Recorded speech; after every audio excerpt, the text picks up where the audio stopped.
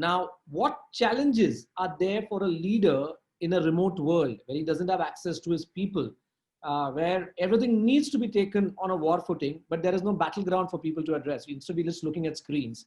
So how do we take the leadership challenge in a remote world? Yeah, it's a really great question.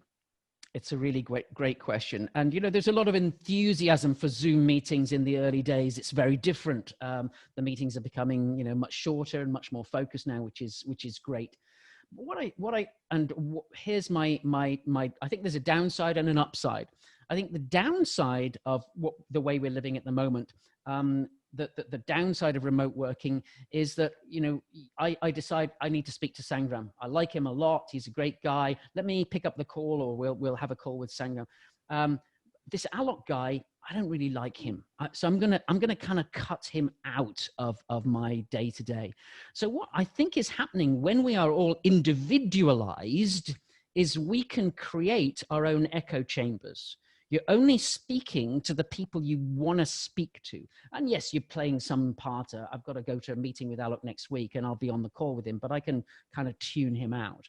So I think there's a real danger that our DNA of the organization, our leadership DNA, if you will become polarized, and we will actually only hear in an echo chamber from the people that we get on with or that we like.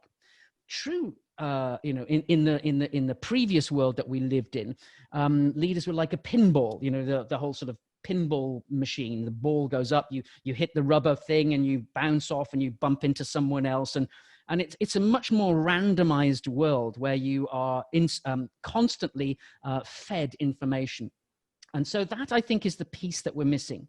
So here is a very striking, I'd like to think, message for you, and that is to consciously seek out the men and women whose ideas you don't entirely agree with, and to have conversations with the people who have different opinions.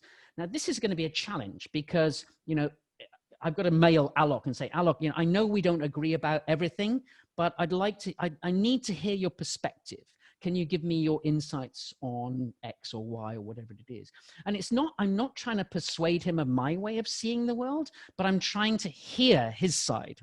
And my hope is that by sharing his input, he might then listen also to mine. So I think the great challenge we face is to raise and air the conflicts and differences of opinion that we have, and move slowly towards cooperation. To go from conflict to cooperation in this disparate, disconnected time we have, I think is a real challenge. And I think that it's our responsibility not to replicate those coffee, you know, water cooler conversations, but to consciously say, I cannot leave Alok or whoever out of the conversation. I must keep them involved. There are other things we can do as well. There's a writer and a speaker called David Meerman Scott, who wrote The New Rules of Marketing and PR. And on his website, because he and I and everybody have been blocked from going on speaking engagements and so on. But he has written an amazing guide to virtual meetings and behaving in the virtual space. So go to his website, davidmeermanscott.com, and absolutely absorb everything he has to say about working virtually. Also, Linda Grattan, who I've already mentioned, is an absolute goldmine of information on working virtually. Again, this is something I feel very passionately about. I think it does make a difference, but we have to, as leaders responsible for leading a particular team or the organization, we need to take conscious responsibility for bridging those gaps, those things that working from home and working virtually have done for us. I hope that makes sense.